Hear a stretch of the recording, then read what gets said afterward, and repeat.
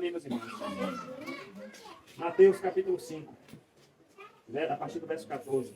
Meus irmãos, hoje a gente vai dar continuidade. A gente tem estudado lá na igreja um trecho da Bíblia, temos estudado o livro de Mateus e chegamos num trecho chamado Sermão do Monte, que começa aí no capítulo 5, vai até o capítulo 7. E a gente vai dar continuidade ao estudo desse sermão hoje e a gente vai seguir vendo, semana passada, né, nós tratamos lá na igreja que Jesus usou uma metáfora para nos ajudar a entender quem é a sua igreja e qual é o nosso papel. Né?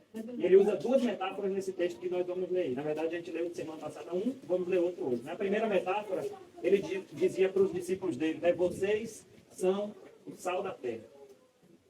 Metáfora é uma comparação, né? É quando você usa as características de uma coisa para explicar outra coisa. Né? Quando eu disser que minha esposa é um doce, ela não é um doce, né? Você não desembala e come. Mas ela tem características de doçura, né? Seu jeito de falar, seu jeito de agir. Se eu disser que meu filho parece um furacão, ele não sai voando, ele não é feito de vento. Mas, assim, o que ele faz, tira as coisas do lugar, né? Vai para lá e para cá. Então, isso são metáforas, né? São comparações que a gente faz. E Jesus usou essa comparação, né? Diz que vocês são o sal da terra. E nós vimos que o sal dá sabor, o sal conserva, né, do apodrecimento, o sal da sede. Tudo isso são coisas que a igreja faz quando ela atua. Né? Ela não deixa que o mundo apodreça rapidamente por conta da sua santidade. Ela dá sabor, né, para esse mundo que o pecado tirou o prazer, tirou a alegria. E ela traz isso de volta pela ação de Deus em nós. E dá sede de Deus às pessoas. Né? Então, são coisas que o sal faz e que, por Jesus estar nos comparando com o sal, ele ensina quem nós somos e qual é a nossa função. E agora ele dá outra comparação, outra metáfora que ele vai trazer para nos ensinar sobre quem nós somos enquanto sua igreja. Mais uma vez, a gente não pode perder de vista que Jesus estava dirigindo o seu sermão para os seus discípulos, para aqueles que criam nele. O que Jesus vai nos ensinar aí através desse texto, ele está falando daqueles que se arrependeram de seus pecados e criam em Jesus como seu Salvador. E isso, meus irmãos, é muito importante para a gente não querer ficar cobrando de pessoas que não conhecem a Deus aquilo que ele disse que cabe somente aos seus discípulos, né? Aquilo que é o nosso papel enquanto filhos e filhas dele. Mas nós que dizemos ter esse compromisso, não só podemos, como seremos cobrados nessas coisas que nós vamos tratar hoje. Né? São responsabilidades nossas. Coisas pelas quais nós vamos prestar conta diante de Deus. Se você diz que é um crente, né? Que é alguém que conhece o Senhor, isso é algo que vai ser cobrado de nós, que nós vamos tratar aqui nessa manhã. E caso você ainda não tenha entregado sua vida ao Senhor, saiba para que vida Ele está te chamando. O que é que Ele está chamando você para ser nesse mundo? Jesus, meus irmãos, aqui Ele está afirmando de forma muito direta que a igreja de Deus existe nesse mundo como uma luz. Luz é algo que todo mundo conhece, né? Todo mundo sabe o que é luz. E claramente, não se trata de uma afirmação literal. Né? Nenhum crente anda por aí brilhando, no sentido exato da palavra. Né? Nenhum crente ganha o poder de substituir uma lâmpada, se tiver tudo escuro. Né? Se tudo tivesse escuro aqui, ia ficar escuro mesmo. Então, Jesus não está tratando de uma característica literal no sentido da palavra. Mas se Jesus fez essa comparação de dizer que vocês, meus discípulos, vocês, minha igreja, são a luz do mundo, é porque existem características na luz, existem propriedades na luz que podem nos ajudar a entender melhor nossa identidade enquanto filhos e filhas de Deus. Então, se a primeira metáfora, que diz que nós somos o sal da terra, tratava da nossa influência interna no mundo, né? Por que interna? Porque o sal atua sem a gente ver, né? Quando ele está na comida, a gente não vê, mas a gente sente. Ele não é visível, mas a sua ação é notável, né? Não tem como negar. Então, enquanto o sal trata da influência interna, a segunda metáfora, que é que nós somos luz do mundo, trata da nossa influência externa. Né? O sal influencia sem ser visto, mas a luz influencia sem deixar de ser vista. Né? O sal influencia quando se infiltra na comida. A luz influencia quando ilumina as trevas.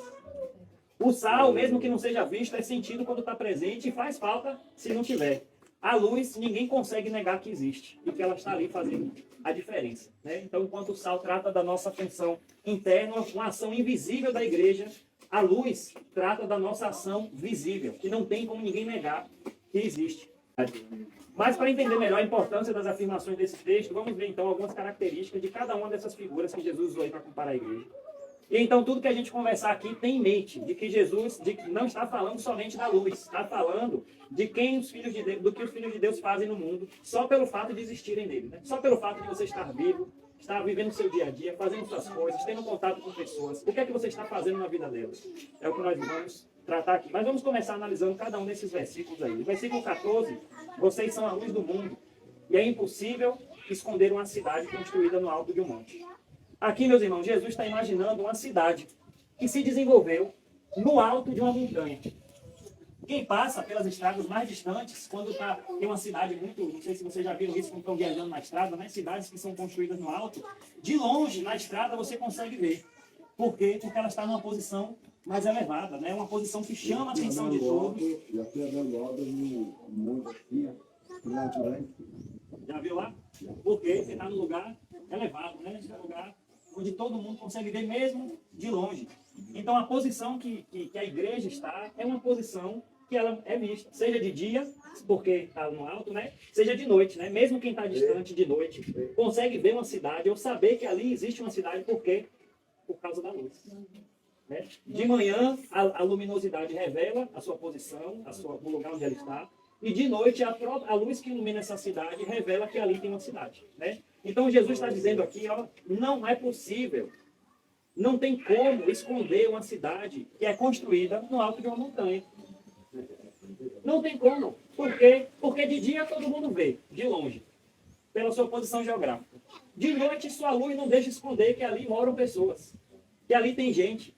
Tem gente até que se guia, né? Quando você está perdido, às vezes, se você andando aqui nessas estradas, daqui que está tudo escuro de noite, às vezes você vê as luzes, você sabe que ali tem uma casa, você sabe que ali tem um sítio, ali tem pessoas, né?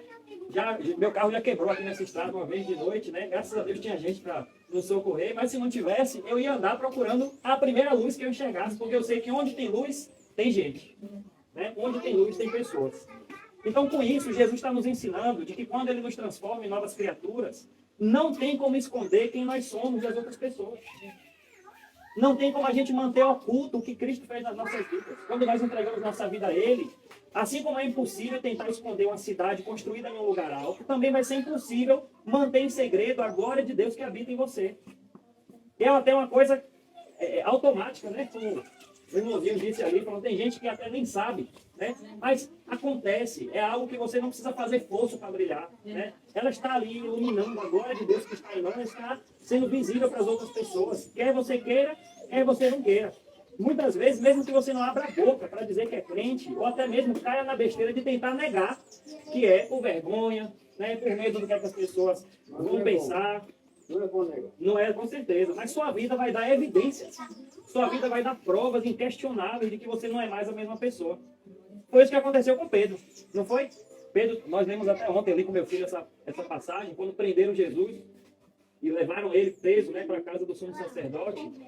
Pedro foi com ele, seguindo ali de longe. Estava tentando se esconder no meio da multidão ali, se misturar, se disfarçar, porque ele tinha medo, né, de ser preso também, de sofrer o que Jesus estava sofrendo. E aí quando falaram assim, olha, eu estou achando que você andava com Cristo. E ele falou, não, eu não sei nem quem é esse homem que está aí.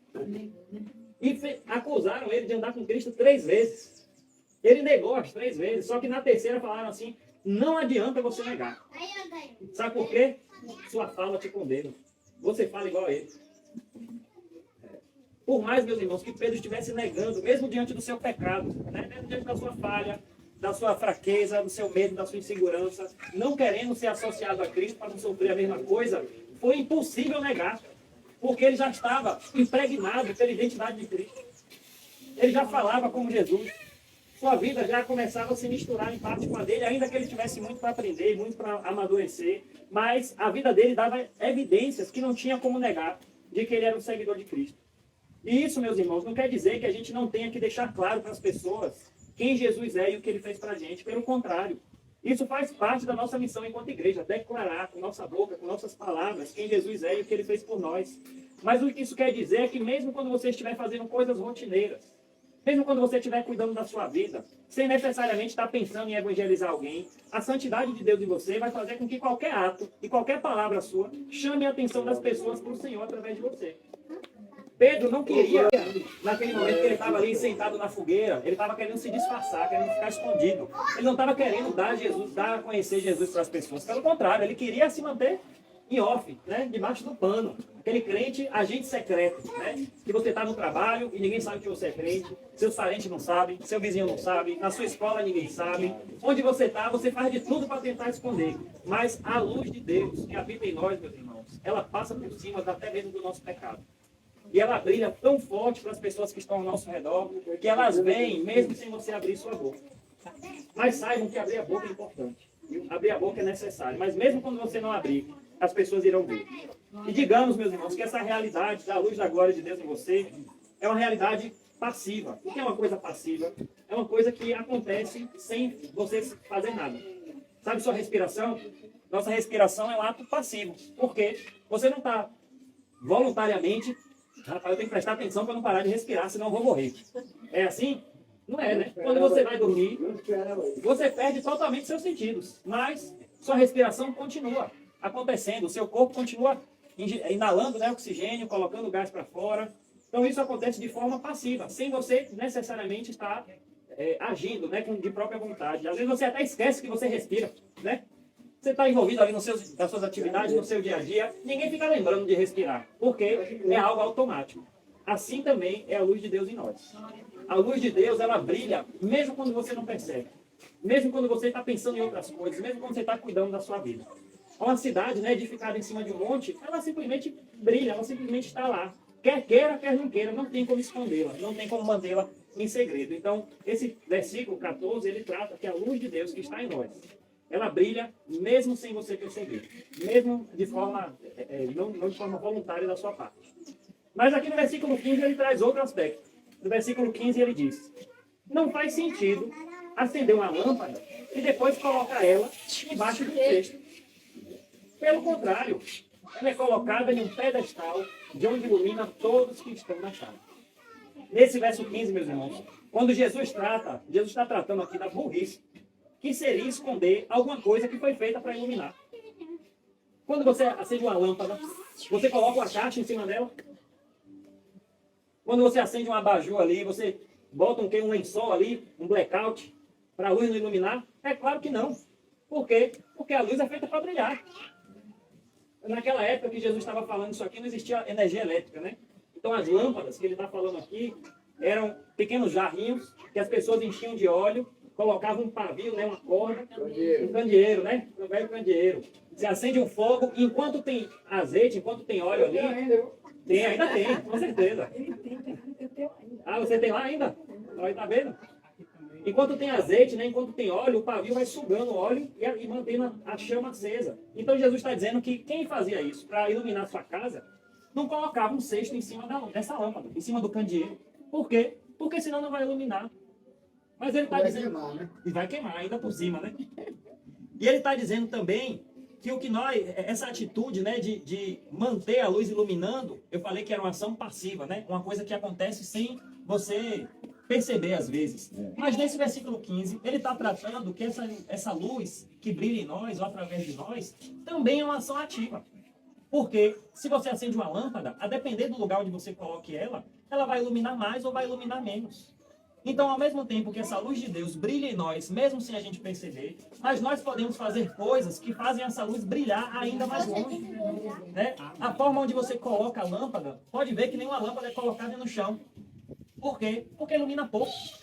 Toda lâmpada é colocada no alto. Quanto mais alto a luz está, mais a sua luz alcança, né? Mais a luminosidade clareia as coisas. Isso quer dizer que você tem que colocar você no alto de um pedestal para chamar a sua atenção, para todo mundo estar olhando para você? É claro que não.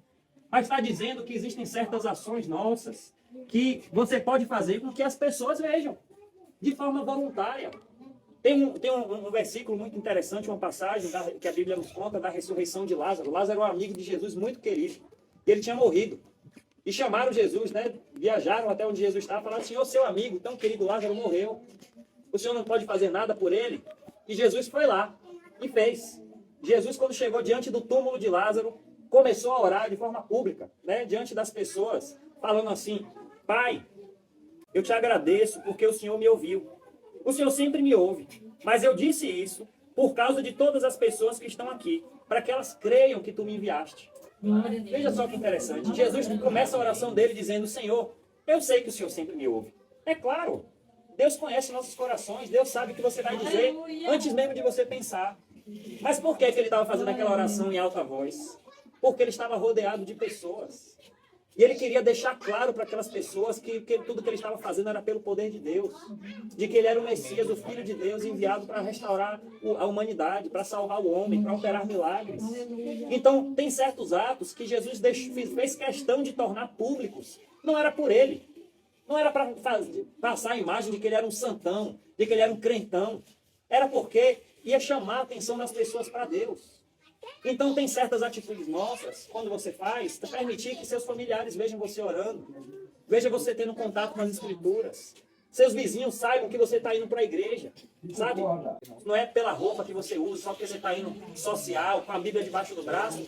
Nós temos uma missão de declarar para as pessoas que nós servimos a um Deus que muitos não conhecem. E uma coisa que chama a atenção das pessoas, muitas vezes, é o que elas veem. Então, se é só ver alguma coisa que é necessário para chamar a atenção delas, deixa elas verem. Agora não esteja muito claro na sua cabeça que você não vai fazer para elas verem, para chamar a atenção para você especificamente, mas para que as pessoas vejam e falem, rapaz, aquela pessoa ali, o que é que ela faz? Por que ela faz tanto ler naquela Bíblia? Por que é que ela se ajoelha ali para orar? Eu geralmente faço minhas devocionais de manhã, o apartamento que a gente mora tem uma varanda bem pequenininha, é muito estreitinha, nem está longe de ser uma varanda dessa aqui, mas só cabe uma cadeira, é a largura exatamente de uma cadeira que você coloca. Mas de manhã, eu coloco uma cadeira ali fora, pego a Bíblia e faço minha devocional ali, porque é um lugar fresco, né? Geralmente o sol não está batendo ainda direto, então é um climinha gostoso, eu ouço os passarinhos cantando, é silencioso ainda de manhã, mas ao mesmo tempo, meus vizinhos estão lendo. E eu não estou fazendo aquilo ali para chamar atenção para mim especificamente, mas para o ato de ter contato com as Escrituras. Então, o lugar onde nós colocamos a luz, né, a forma como nós vivemos a vida cristã, pode ser vivida de forma a passar uma mensagem para as pessoas que estão ao nosso redor. Né? E saiba, meus irmãos, todos nós estamos sendo observados o tempo inteiro. As pessoas estão observando as palavras que saem de sua boca. As pessoas estão observando. Como é? Não descola nunca. Ele, mais do que ninguém, sabe o que é que ele está falando, né? Mas as pessoas estão observando como você trata seu marido, sua esposa, como você trata seus filhos, como você trata seu vizinho, como você se comporta no trabalho, como você se comporta na escola, quem você é, dizendo que é crente. Estão observando se suas atitudes são condizentes. Às vezes está certo, às vezes está errado. Às vezes está até errada, né? As pessoas, meus irmãos, muitas vezes não conhecem a Deus, mas todas elas sabem o que esperar de alguém que diz que conhece a Deus. E se você não apresenta essas coisas, vão apontar o dedo para você. E falar, ó, aí, tá vendo? Diz que é crente, anda com a Bíblia debaixo do braço, mas está fazendo isso. Está mantendo um determinado comportamento. Saibam, meus irmãos, que as pessoas conhecem, mesmo que elas não queiram para elas mesmas, qual é o comportamento de um filho de Deus e de uma filha de Deus. Então, ó, tenha cuidado, vigie para não revelar às pessoas mais o seu pecado do que a santidade de Deus que habita em você. Não é que você nunca vai... Nós vamos pecar e as pessoas vão ver também, né? Mas o que é mais importante de elas verem, se verem a gente pecando, verem a gente se arrependendo. Falar assim, olha, meu irmão, isso aqui, eu fiz isso, eu me arrependo amargamente por isso. Eu não queria que isso fizesse parte da minha vida. Muitas, né? Sei lá, umas 10 pessoas. 15. Mas cada cabeça pensa de um jeito, é o mundo, exatamente. Né? Cada um pensa de um jeito. Pois é. Mas, observe, como você está vivendo sua vida cristã. Será que você não poderia fazer com que a sua vida, aquilo que Deus tem te ensinado, alcançasse outras pessoas? Deixando que elas tenham contato. Tem gente, meus irmãos, que se converte e se tranca dentro de casa. O que Jesus está dizendo aqui de colocar um cesto em cima da lâmpada é esconder aquilo que Deus está fazendo em você. Você é uma mensagem viva, você é um instrumento nas mãos de Deus para proclamar o Evangelho. Não só com palavras, mas principalmente com ações. Sua vida é uma mensagem. Querer ajudar a carregar o peso de alguém, né? Servir, ser generoso, estender a mão para alguém, consolar alguém que chora, abrir mão de algum compromisso para estar com alguém, prestando socorro a ela, né? Ser generoso, usar dos seus recursos, daquilo que Deus mesmo, que não é nem seu. Usar aquilo que Deus mesmo te deu para abençoar a vida de outras pessoas. Tudo isso passa uma mensagem para as pessoas.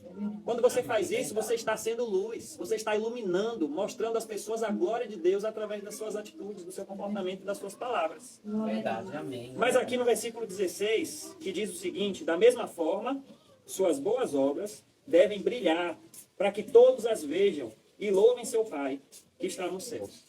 Nesse versículo 16, Jesus faz um alerta, para você não se confundir.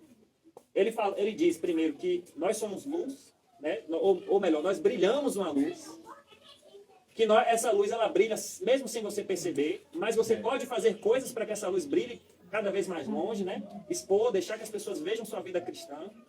E ele está deixando um alerta aqui para a gente não se confundir, que essas boas obras, esses nossos comportamentos que fazem a luz de Deus brilhar através de nós, essa palavra boas, ela não significa só boa no sentido de ou é má ou é bom. Ela significa também atraente. Tudo da nossa vida. Quando você fala assim, boas obras, não está falando assim só uma coisa que alguém, ô, fulano é tão bonzinho. Bom não significa só isso. Bom aqui significa também belo, atraente, que chama a atenção das pessoas. Sabe uma flor? Ela não é só boa porque ela está no lugar certo, no vaso certo, está bem cuidada. Ela é boa, além de ser boa, ela é bela, ela chama a atenção, suas cores, suas formas, seu vigor, sua saúde. Mas nossas obras, meus irmãos, além de boas, elas precisam ser belas, elas precisam parecer boas, porque a gente às vezes não se preocupa com a forma. Às vezes você está fazendo até bem intencionado, alertando alguém ali, fulano, essa vida não é boa para você. Essa vida vai lhe levar à ruína, está lhe destruindo, lhe consumindo a morte todos os dias. Mas existe duas formas de você falar isso.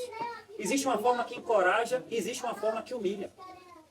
Então, quando Jesus está dizendo quais são as obras que nós temos que apresentar para fazer a luz de Deus brilhar, boas obras, belas obras, obras atraentes que chamam a atenção, porque se você chega apontando o dedo para as pessoas, de nariz empinado, achando que é melhor do que elas, achando que você tem algo que elas não têm, que você merece coisas que elas não merecem, que tudo aquilo que elas estão vivendo é pouco, elas deveriam estar vivendo é mais, você não está mostrando beleza.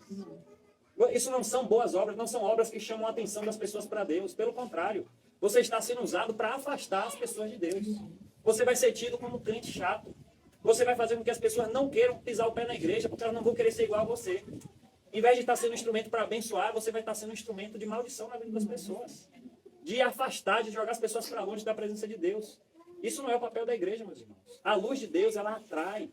Ela chama a atenção para ele. Sabe como um mosquito vai sempre atrás de onde a luz está? A luz de Deus é assim, para esse mundo de trevas, para esse mundo escuro. Ela não é só boa, ela é também bela. Ela precisa chamar a atenção das pessoas e vai acontecer isso através das nossas obras. Mas para que essas obras devem brilhar? O versículo termina dizendo o quê? Da mesma forma, suas boas obras devem brilhar para que todo mundo as veja. E façam o quê? Bata palmas para você. Como você é bom. Ô, pessoa maravilhosa, viu? Eu queria muito ser igual a essa pessoa. Eu queria muito ser igual a esse homem, ser igual a essa mulher. Queria muito que minha vida fosse igual a dela, ter tudo que ela tem. É para isso, meus irmãos, que nossas obras devem brilhar? Não é. Jesus está dizendo que as suas boas obras brilhem e as pessoas vejam e façam o quê? Louvem ao Pai que está nos céus. Nós, meus irmãos, não podemos cometer um sério erro de começar a nos gabar dessa luz que nós temos, mas que não nos pertence. Nós não podemos nos gabar por nossa boa conduta, por nosso bom comportamento, como se ela viesse de nós mesmos. A gente não pode ficar contando vantagem porque a gente não bebe, porque a gente não xinga, porque a gente não fuma, porque a gente não anda em festa, porque a gente não gasta nosso dinheiro com coisas fúteis, porque a gente não fica dando motivo para as pessoas falarem mal da gente e cair na armadilha de achar que todo esse esforço de viver uma vida santa vem de nós. Se você faz alguma coisa que você considera boa, você não tem motivo nenhum para contar vantagem diante de outra pessoa. Como se você fosse melhor do que ela. A lua, meus irmãos, pode contar vantagem pelo seu brilho. A lua pode dizer assim, olha como minha luz é maravilhosa, como eu sou iluminada, como eu sou brilhante. Um espelho pode se gabar porque está refletindo uma imagem bela. Um caseiro pode se gabar pela casa que ele está cuidando. Olha esse casarão aqui maravilhoso. Está vendo tudo isso aqui, ó? Fruto do meu esforço. Pode fazer isso? Não pode. Todas essas coisas desfrutam de bênçãos que não pertencem a elas. O brilho da lua não vem dela. O brilho da lua vem da luz do sol. Ela somente reflete. Um espelho, se reflete uma bela imagem, não é dele. Se ele tivesse guardado dentro de um guarda-roupa, ele ia ser só um pedaço de vidro, inútil, descartável, não ia servir para nada. Ele só tem beleza se estiver algo belo diante dele. Mas ele não pode se gabar da imagem bela. Um caseiro que está cuidando de uma mansão não pode dizer jamais que aquilo ali é fruto do trabalho dele, se gabar como se aquilo ali lhe pertencesse. Porque se ele não tivesse, se o dono da casa não tivesse tido misericórdia dele e contratado ele, confiado nele para cuidar de sua casa, ele ia estar lá, jogado na pobreza, vivendo no seu barraquinho. Então, meus irmãos, essa luz que brilha em nós não vem de nós. Nós somos como a lua. Nós só refletimos a glória de Deus. Nós somos como um espelho, nós refletimos a imagem de Deus.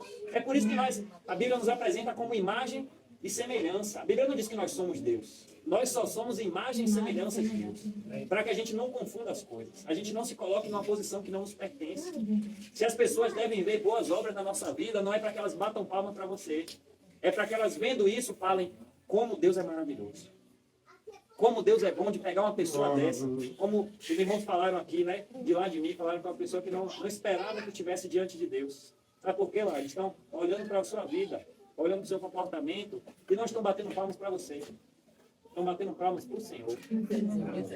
Como Deus é bom. Como Deus é poderoso de pegar uma vida que ninguém dava nada e transformar ela em um luzeiro. De usar ela como instrumento para iluminar esse mundo de escuridão e de trevas. Essas devem ser nossas obras, meus irmãos. Se as pessoas estão batendo palmas para você, dando glórias a você, corra. Deixe muito claro para elas, fale, olha, tudo isso se você está vendo alguma coisa de boa na minha vida. Se você tem algum prazer de estar junto comigo, se você pode aprender alguma coisa boa de mim, tenha certeza que não vem de mim mesmo. Tudo isso vem do meu Deus. O Deus a quem eu creio, a quem eu sigo. Cristo Jesus, eu quero lhe apresentar Ele também. Para que assim como Ele me transformou, Ele transforme você. E para a gente já caminhar, meus irmãos, para finalizar, eu queria tratar aqui de algumas coisas que a luz simboliza, né? Jesus usou a luz, Jesus nunca usa as coisas à toa. Jesus não usa comparações, que ele compara a gente com sal, com a luz, não foi à toa. Ele sabe o que é que ele está fazendo. Essa foi a melhor forma de nos fazer entender qual é o nosso papel enquanto igreja na Terra. Com certeza. E a luz, ela simboliza muitas coisas, né? A luz, a gente usa ela como para diversos sentidos. E eu queria tratar aqui 6 símbolos que a luz representa. Primeiro, a luz é símbolo da verdade. Quando a gente fala assim, vamos trazer luz sobre esse assunto. Você quer dizer o quê? Vamos tratar esse assunto da forma verdadeira, da forma correta. A luz, meus irmãos, a gente não pode esquecer que ela ilumina um mundo que jaz no maligno. Esse mundo está entregue ao maligno. E o diabo é pai do quê? Da mentira, do engano, né? da dissolução. Ele tapa os olhos das pessoas, ele cega as pessoas, coloca elas nas trevas e elas não percebem. E enquanto Jesus não voltar, não retornar para buscar a sua igreja, a verdade nunca vai ser algo bem recebido. A verdade nunca vai ser famosa. Né? Aquilo que é verdadeiro, aquilo que é genuíno, nunca vai ser o que a maioria das pessoas vão querer. Por quê? Porque esse mundo está em trevas. Esse mundo está mergulhado na escuridão. Mas a luz, quando ela chega para iluminar, ela dissipa as trevas. Ela traz a verdade, desfaz a mentira, desfaz o engano, desfaz o laço no qual as pessoas estavam presas. Então, se as mentiras são trevas e a verdade é luz, onde a igreja está presente, onde existem crentes, a escuridão do engano se desfaz. Porque nós não aceitamos mentiras. O crente não fica confortável com mentiras. Nós não aceitamos mentira na nossa vida, nós não aceitamos mentira no mundo. Mesmo quando a gente vê na nossa vida, se você se pega mentindo, se você se pega fazendo, você se arrepende, se humilha diante de Deus, fala assim, eu não quero esse comportamento mais na minha vida. Você conta para as pessoas, fala, olha, aquilo que eu lhe falei não era verdade. Me perdoe. Eu não sei nem por que eu falei aquilo ali. Eu queria lhe passar uma outra mensagem. Mas eu preciso lhe dizer a verdade. A verdade é essa. Por quê? Porque quem conhece a Deus não tem prazer na mentira, não tem prazer no engano. Se nós somos luz, nós não podemos estar no mesmo lugar que as trevas estão. Né? Onde há a verdade, a mentira também não habita. Nós não podemos ser coniventes, não podemos estar confortáveis se esse mundo está impregnado de mentiras. Né? Precisamos denunciar, alertar as pessoas. Né? Assim nós vamos estar iluminando a vida delas, sendo um instrumento de verdade que Deus há de nos usar. A luz também é símbolo de pureza. Né? A luz a gente usa um lugar iluminado, um lugar claro, a gente associa às vezes à limpeza, né? À pureza. E o mundo gosta de viver em trevas, meus irmãos, porque a escuridão esconde a sujeira do pecado. Por que a gente gosta? Eu, por exemplo, eu gosto muito de sapato preto. Por quê? Porque esconde a sujeira. Eu não preciso ficar lavando toda hora. Não preciso toda hora estar passando escova. Aqui pro caso tem que ser marrom, né? Cor da terra. Mas, às vezes, um lugar escuro esconde suas imperfeições, esconde sua podridão, esconde os pecados que estão acontecendo ali. É por isso que esse mundo não gosta de luz. Ele gosta de permanecer tudo debaixo do tapete, manter as coisas em segredo, sem que ninguém saiba, para que as pessoas não sejam denunciadas, não tem que estar tendo desconforto de ter alguém ali chamando a atenção dela, alertando ela, exortando ela pelo pecado que ela está vivendo, que ela está praticando.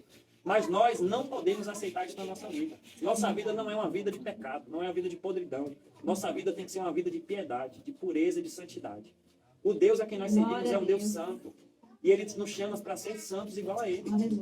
Por isso, meus irmãos, onde nós estamos enquanto igreja, nós fazemos de tudo para não acobertar segredos, adultérios, roubos, violência, mentira, maldades, promiscuidades, tantas coisas que as pessoas fazem escondido, achando que ninguém está vendo.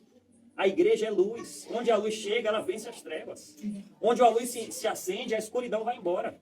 A presença e a ação da igreja nesse mundo serve para promover um ambiente iluminado, um ambiente de pureza, uma vida que agrada a Deus e desencoraja qualquer pessoa que queira permanecer no pecado, de continuar fazendo isso.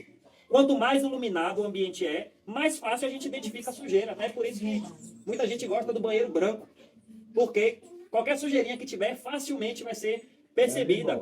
E é por isso que muitas vezes as pessoas, quando vão para uma igreja, se a igreja for um ambiente saudável, né? Uma igreja que verdadeiramente serve ao Senhor, que vive debaixo da sua vontade, sob a sua palavra, sob o seu ensino, não vai ser um ambiente propício para uma pessoa que quer continuar pecando e viver lá.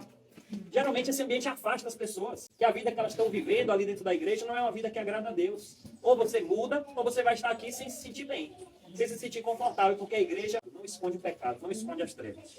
A luz também é um símbolo de vida. Não existiria vida, se não existisse luz, não existiria vida na terra. É por isso que a criação, qual foi a primeira coisa que Deus disse quando criou o mundo? Haja luz. Essa foi a primeira ordem que ele deu. Foi assim que a criação começou e ele não começou à toa, né? Ele não escolheu aleatoriamente. Deixa eu ver uma coisa aqui pelo que eu vou começar. Ele sabia o que era importante, ele sabia o que era mais necessário para que a vida surgisse. Sem luz não existiria plantas, né? Porque se não tiver luz, a planta não faz a fotossíntese. O que é fotossíntese? É um processo que a planta absorve os nutrientes que a luz do sol traz. E ali dentro ela vai absorvendo o gás que faz mal, né? O gás carbônico para ela. Ela tira da atmosfera o gás carbônico e solta o quê? Oxigênio. As plantas, elas oxigenam o ar. Elas tornam o ar puro, o ar bom de se respirar, dão qualidade de vida, dão saúde. Se não existisse plantas, não existia oxigênio. Se não existisse oxigênio, não existia o quê? Vida. Nossa gasolina vem da onde? Nossa gasolina do petróleo, né? Lá de baixo, do fundo da terra. Mas se não existisse oxigênio, nós não íamos ter o que respirar. Os animais não iam ter o que respirar. Não existia nada. Mas tudo isso é graças ao quê? À luz. Onde há luz, há vida. A luz, por isso, meus irmãos, a presença da igreja no mundo é o que mantém no mundo a vida. Se a igreja não estivesse nesse mundo, esse mundo estaria totalmente entregue ao mal, totalmente entregue ao pecado, já teria sido desfeito, sido destruído há muito tempo. Mas a igreja é o que mantém a vida na terra, pela graça e pela misericórdia de Deus. Essa vida vem de nós? É pelo nosso poder que nós mantemos a vida na terra? Não. Mas nós somos um instrumento de Deus, para que a vida não saia de vez e para dar a oportunidade daqueles que estão mortos em seus pecados poderem viver novamente. A luz, em quarto lugar, é também um símbolo de direção. Não sei se vocês já viram, já foram no aeroporto. No aeroporto, a pista onde o avião pousa, ela é cercada de luzes, né? Porque de manhã é fácil ver, né? Mas de noite está tudo escuro, um breu total. Mas o que é que diz para o piloto do avião onde é que a pista está? Onde é que diz para o piloto qual é o lugar exato onde ele tem que pousar? As luzes. As luzes mostram a direção, né? O que é que fica para os navegantes, né? Quem está em alto mar, quando está perdido, totalmente sem saber aonde se encontra no mundo, ele procura o quê? Uma luz, procura um farol, procura a luz de uma cidade, se guia pela luz das estrelas, pelo posicionamento da lua.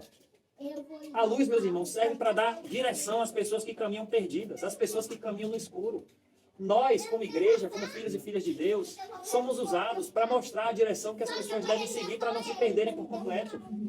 Para mostrar às pessoas qual é a direção certa que elas devem seguir. E que direção é essa? Cristo Jesus. As pessoas estão perdidas, sem saber para onde seguir, esperando somente uma luz iluminar seu caminho, chamar a atenção delas e elas falar, acho que eu devo seguir por ali. É como uma luz no fim do túnel, né? Anda ali na escuridão, perdido, fechado, mas o menor pontinho de luz que ela vê já lhe dá um alívio, já lhe dá esperança, porque ela sabe qual é o caminho que ela tem que seguir. Ela sabe que há uma saída para aquele caminho de trevas. A igreja serve como isso também. A luz também, meus irmãos, é um símbolo de alerta. Pode olhar no alto de tudo que é muito grande, muito alto, no alto de uma torre, no alto de um prédio, né, no alto de montanhas, de antenas. Tem sempre o quê? Uma luz. Por quê? Para que as pessoas, os aviões, né, quem está passando ali em aeronaves, né, helicópteros, aviões, pequenos aviões também, não batam nessas coisas.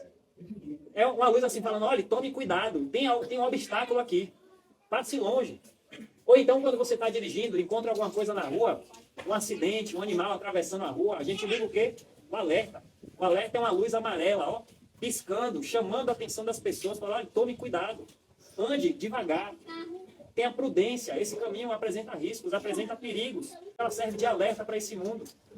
Deus nos usa para alertar as pessoas, falando, olha, essa vida que você está vivendo é uma vida que está rumando para o inferno, rumando para a destruição eterna, para uma eternidade distante de Deus, sem paz com Ele, longe dEle. Essa não é a vida que Deus criou você para viver. Mas se nós, meus irmãos, estivermos com a boca tapada, se nós estivermos isolados das pessoas que carecem, como é que elas vão ser alertadas? Se nós somos luz, Deus nos usa para alertar também. As pessoas precisam ver essa luz piscando, essa luz brilhando. E por último, a luz também é um símbolo de calor. Sem a luz do sol, sem o calor que essa luz do sol nos traz, vida nenhuma suportaria o frio. Quando eu não sei se já passaram por situações assim de muito frio, né? Uma noite muito gelada, às vezes que tem cobertor que dejeita. Quando você passa por muito frio e vem aquela luz do sol aquecendo, ela não aquece só a nossa pele, é como se ela aquecesse o nosso coração. É uma sensação boa, ela libera coisas boas no nosso corpo, faz a gente se sentir bem, se sentir feliz. Porque o pecado tirou a luz desse mundo. O pecado tornou o coração das pessoas num coração de pedra, um coração gelado, um coração frio, que não está mais nem aí para os sentimentos verdadeiros, para os sentimentos bons. Mas nós, enquanto luz, usados pelo Senhor, quando iluminamos essas pessoas, aquecemos o coração delas. Dão a elas uma esperança de uma vida diferente, uma vida que pode servir ainda para alguma coisa. Então, olhe quantas coisas nós servimos. Tudo isso por uma comparação santa que Deus fez da sua igreja. Vocês são a luz do mundo. Meus irmãos, se a luz tivesse sumido, se a luz tivesse sido extirpada de uma vez por todas, a humanidade já teria sido destruída. Mas o Senhor não permitiu que isso acontecesse. Ele olhou para o mundo e viu o mundo em trevas. E não ficou de braços cruzados. Por isso ele enviou o seu único filho para ser a nossa luz. E nos dá a esperança de uma vida iluminada. Bastando que a gente se arrependa dos nossos pecados. Bastando que a gente entregue nossas vidas na mão de Cristo. Crendo nele, amando ele, falando dele, esperando ele voltar para nos buscar. Então, se você, meu irmão, diz que crê nesse Cristo, que é a nossa luz, saiba que você está refletindo uma luz que não lhe pertence. Uma luz que, apesar de bela e brilhante, serve não para lhe trazer elogios, mas para levar pessoas a verem suas obras, verem sua vida e darem glória a Deus. E, ao mesmo tempo, também avalie se sua vida enquanto cristão tem servido para promover a verdade, tem servido para promover pureza, tem servido para promover vida, se tem servido para direcionar as pessoas a Cristo, se tem servido para alertar as pessoas da gravidade do pecado, e se sua vida tem servido para aquecer os corações frios, trazendo consolo e esperança para esse mundo de trevas. Se sua vida não tem servido para isso, saiba que você está vivendo uma vida medíocre. Deus não quer que você viva essa vida desse jeito. Deus quer te usar de forma poderosa e sobrenatural para iluminar esse mundo escuro. Mas então, entregue sua vida nas mãos dele, abra o seu coração para ele, deixe ele transformar você. Você também fazia parte dessas trevas, você andava na escuridão, mas o Senhor pode mudar sua realidade nesse dia. E se você já teve a alegria de ter sua vida transformada, saiba que essa luz que você tem é poderosa para iluminar, é poderosa para clarear. Mas garanta que ao verem suas obras, ao verem sua vida, as pessoas estejam dando glória ao Deus de quem essa luz vem. Amém?